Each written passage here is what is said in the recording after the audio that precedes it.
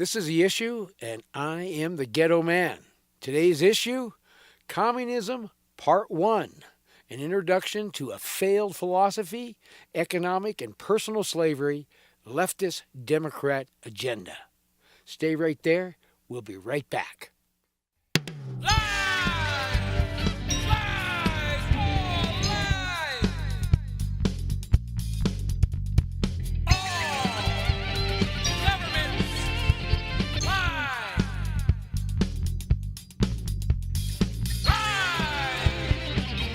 What is communism anyway? Communism is a failed philosophy. That's what it is. It attempts to eliminate the struggles that are found in a class society between the rich and the poor. Communism abolishes all rights to property. It attempts to create a utopian superstate where all the nation's citizens are on an equal political and economic standing with each other. A society where there is no distinction between rich and poor. All property and industry is owned by the state, similar to fascism, where the state and corporation interests are merged together and then become law. The Communist Manifesto is, from each according to his ability and to each according to his needs. Communism also claims that it abolishes eternal truths. Quoting directly from the Communist Manifesto, Karl Marx said, "There are, besides eternal truths such as freedom, justice, etc., that are common to all states of society. But communism abolishes eternal truth. It abolishes all religion and all morality. Instead of constituting them on a new basis, it therefore acts in contradiction to all past historical experiences." Well, how do you abolish truth? How do you abolish all religion? How do you abolish all morality? Well, according to Karl Marx, the Communist Manifesto, communism, therefore acts in contradiction to all past historical experiences. Well, what does that mean? It means that communism removes from society all references to a nation's past historical experiences. It's that simple. It replaces the old history and with a new false history, and then it is taught to the people instead. They're taught the lie. Now, we're seeing this right now with the removal of the statues and monuments in the southern states. That's what's going on down there. This is how you abolish truth, religion, and morality. You just get rid of it. Okay, so in a nutshell, the foundation of communism is based entirely on a lie. Communism is a lie. It's a complete lie. In 1848, there was a fellow named Moses Mordecai Levi. He was also known as Karl Marx, who was called upon by the Communist League to write a treatise called the Communist Manifesto. Well, who was this guy Karl Marx anyway?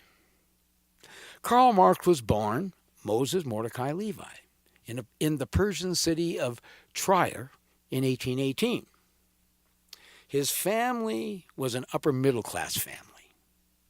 He hated his mother, and he used his lawyer father, whom he continually hit up for money, even when his father was on his deathbed. It is a total myth that this man grew up in poverty.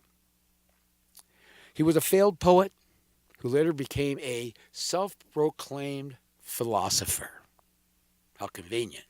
He never held a job. He was a perpetual student with less than average grades. And he spent most of his time drinking on somebody else's dime while talking politics in the local pub.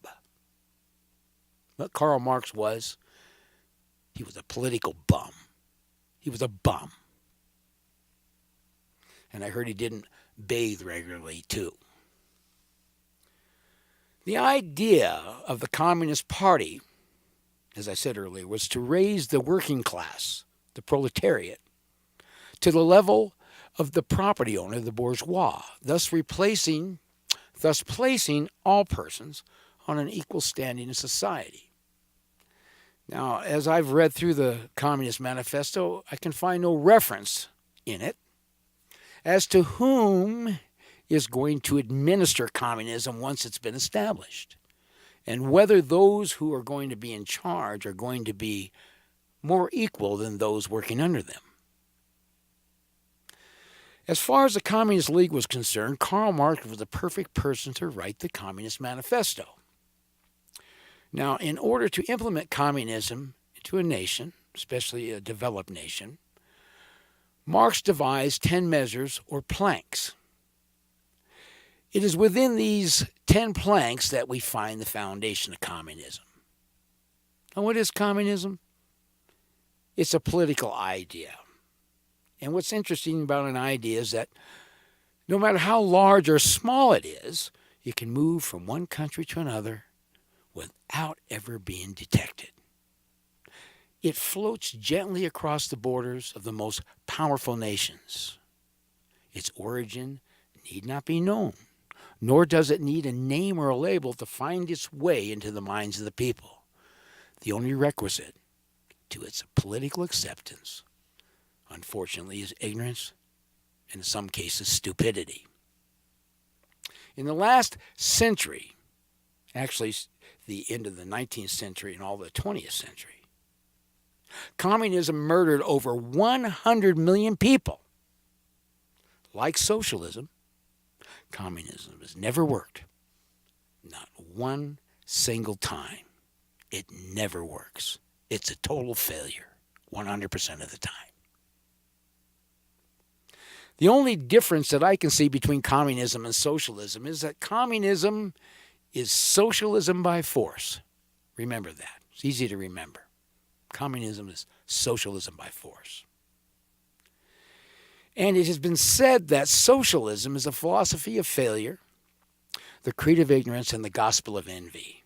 Its inherent virtue is the equal sharing of misery. That was supposed to be said by Winston Churchill, but there is some controversy as whether or not he said it. But whether he said it or not, it's the best definition of socialism that I've ever found anywhere. Now, there was a time in the United States when few people would ever admit to being a practicing communist. Not anymore. You can't go anywhere and not run into a communist. They're everywhere today.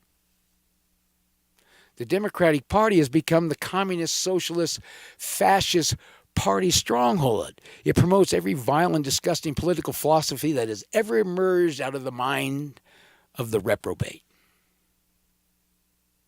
Americans are supposed to hate communism, aren't they? I mean, we've sacrificed a multitude of lives in foreign wars to protect our nation from the communist hordes of the East, haven't we? Unfortunately, while our young men and women were giving their lives in battle to stop communism elsewhere in the world, our political leaders, with the help of the corrupt anti-American universities and their corrupt anti-American professors, were busy polluting our children's minds with treasonous anti-constitution communist propaganda. Who could have ever imagined that when we were fighting the communists in Southeast Asia, that one day they would call themselves Democrats and we would have to fight them here? Today, in the United States, every American, 24 hours a day, practices communism exactly the way Karl Marx outlined it in the Communist Manifesto, and they have no idea that they're doing it.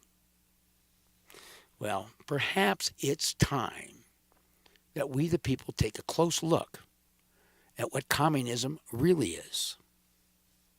You can't ward off an enemy if you don't know what it looks like and where it's coming from, now can you? Let's see how communism works in the United States today. Now, Karl Marx came up with 10 measures or planks, as they're commonly referred to, that have to be established in the most advanced countries, in order to implement communists in that country. Now, I'm not going to cover each of these planks in this video. I'm just going to introduce you to all 10 of them, then cover each plank individually in a short, separate video. It's important to really understand how communism works and how our Republican form of government works.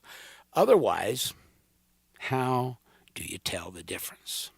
These 10 planks will, of course, be different in different countries. But in the most advanced countries, the following will pretty much be what you see. Plank number 1, abolition of property in land and application of all rents of land to public purposes. Plank number 2, a heavy, progressive, or graduated income tax. Plank number 3, the abolition of all rights of inheritance. Plank number 4, the confiscation of the property of all immigrants and rebels. Plank number 5, the centralization of credit in the hands of the state by means of a national bank with state capital and an exclusive monopoly. Plank number 6, the centralization of the means of communication and transportation in the hands of the state. Plank number 7, extension of factories and instruments of production owned by the state, the bringing into cultivation of wastelands, and the improvement of the soil generally in accordance with the Common Plan. Plank number 8, equal liability of all to work, the establishment of industrial armies, especially for agriculture.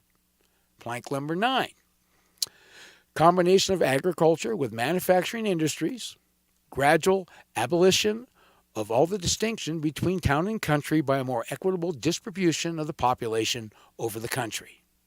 And then plank number 10, free education for all children in public schools.